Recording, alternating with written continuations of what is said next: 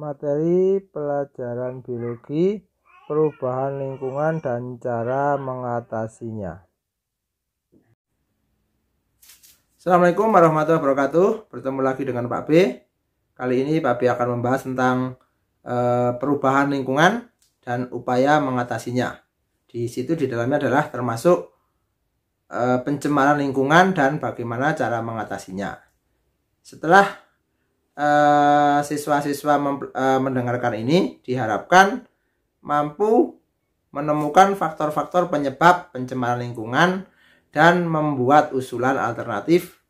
Untuk apa? Alternatif untuk memberikan solusi dalam mengikuti atau menjadi orang yang bisa membantu mengelola pencemaran lingkungan tersebut.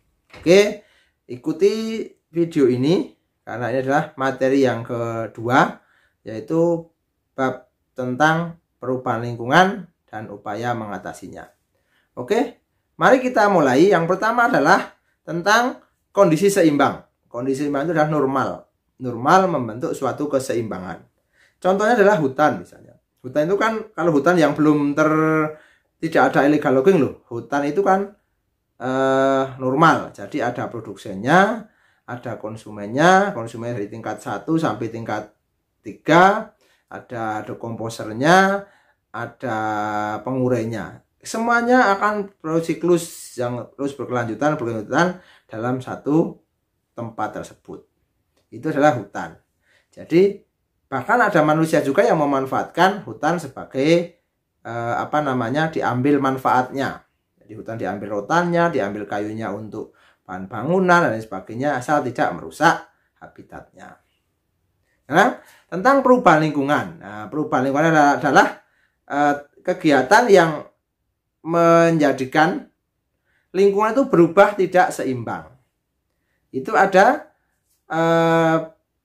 beberapa faktor. Yang pertama adalah faktor manusia.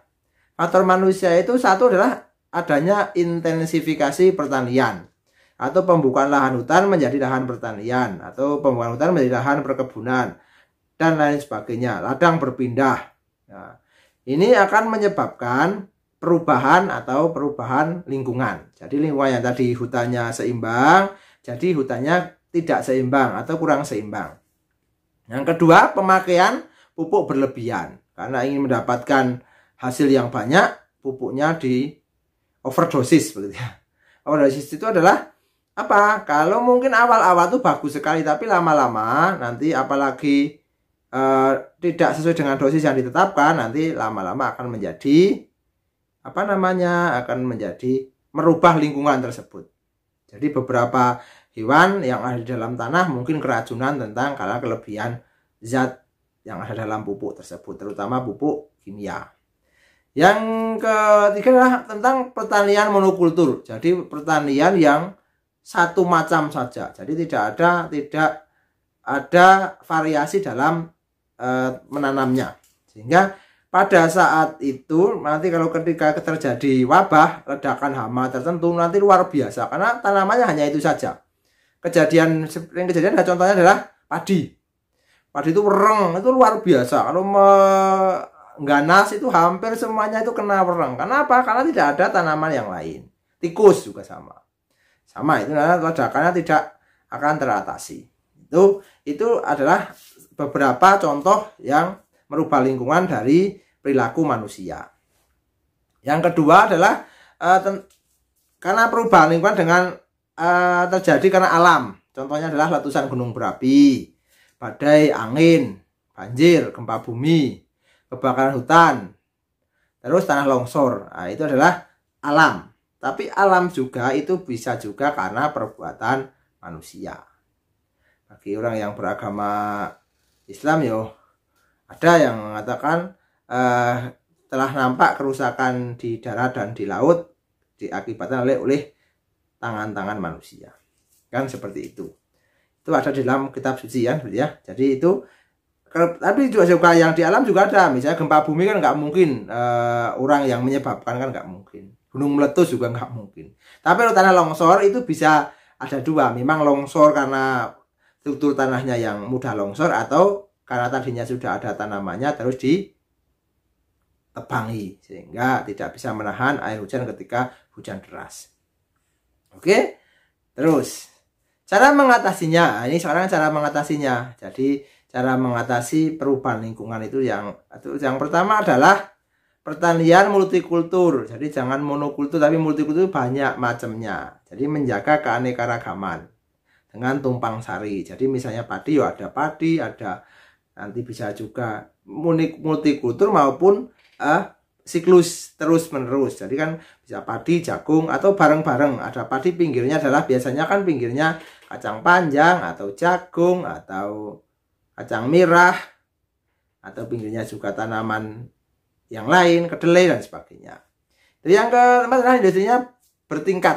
Jadi industri itu primer, sekunder, dan tersier. Nanti pemanfaatannya akan bertingkat juga, dan juga tempatnya jangan merambah hutan atau pemukiman yang tadinya sudah normal tadi. Itu contoh saja ya, begitu ya.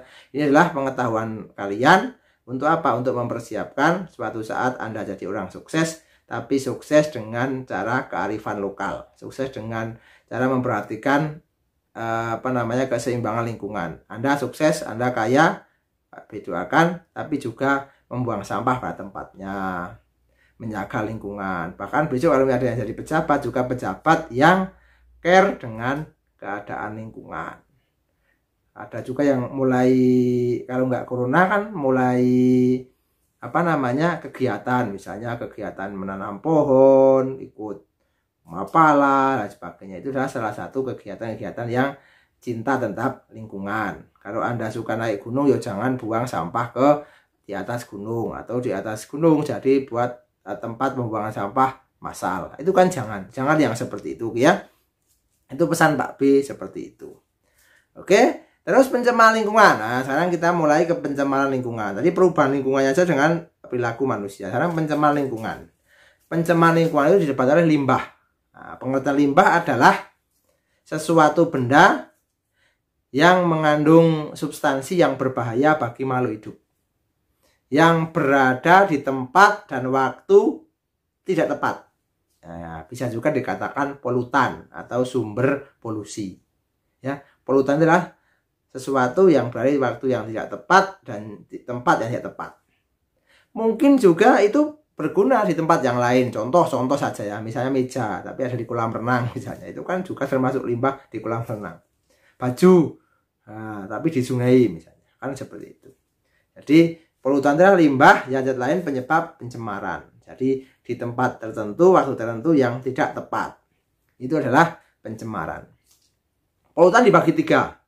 Yang pertama polutan biologi, polutan fisika, dan polutan kimia. Polutan biologi adalah mikroorganisme, bakteri, virus, terus jamur dan lain sebagainya. Itu adalah polutan. Kalau dalam banyak, dan hari ini kalau Pak B buat konten ini, buat pembelajaran ini adalah ada polutan biologi, namanya virus atau COVID-19 atau Miss Corona ya. Jadi yang luar biasa dampaknya. Seluruh negara, hampir seluruh negara tidak ada yang selamat dari virus ini. Ini adalah polutan biologi. Bahkan dulu kalau kalian belum ada, perang Irak dan Amerika itu adalah salah satu isunya adalah senjata biologis.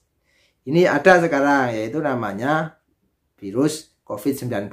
Itu adalah termasuk polutan biologi. Yang kedua polutan kimia, polutan fisika. Polutan fisika adalah oleh faktor-faktor fisik, ya, panas, dingin, radiasi dan sebagainya. Itu adalah polutan mungkin dari pabrik ya. Itu polutan dari fisika. Polutan kimia mengandung zat kimia, bisa Hg atau air raksa, CO2, CFC, debu, logam berat, CO, H2S, SO2, NO2 yang nanti akan mengakibatkan hujan asam.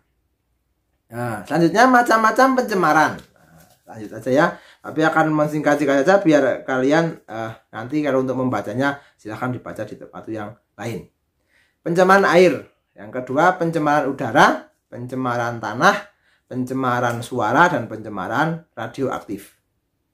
Kita mulai dari pencemaran air. Pencemaran air itu sebabnya adalah limbah rumah tangga, bisa sampah, sabun, deterjen, dan lain sebagainya. Itu adalah pencemaran air. Kalau tidak dibuang di saluran air, nanti banyak menggenang, nanti akan menyebabkan pencemaran air. Yang kedua adalah limbah industri, bisa HG, thermal water waste, biasanya adalah air buangan panas dari industri langsung dibuang ke sungai. Itu akan mengakibatkan organisme yang ada di sungai itu biasanya mati. Biasanya dekat-dekat dengan pabrik itu biasanya akan teracuni atau terkena limbah yang belum netralkan. Ada juga pencemaran HG. Nah, itu ada juga yang ada di Teluk Minamata di Jepang. Itu yang terkenal sekali, yaitu teluk di Minamata Jepang itu ada tercemar HG, sehingga danaunya itu untuk minum orang, sehingga itu menyebabkan beberapa penyakit yang menyertai karena pengaruh air raksa tersebut. Yang ketiga, limbah pertanian. Limbah pertanian itu biasanya pestisida, herbisida, dan pupuk buatan.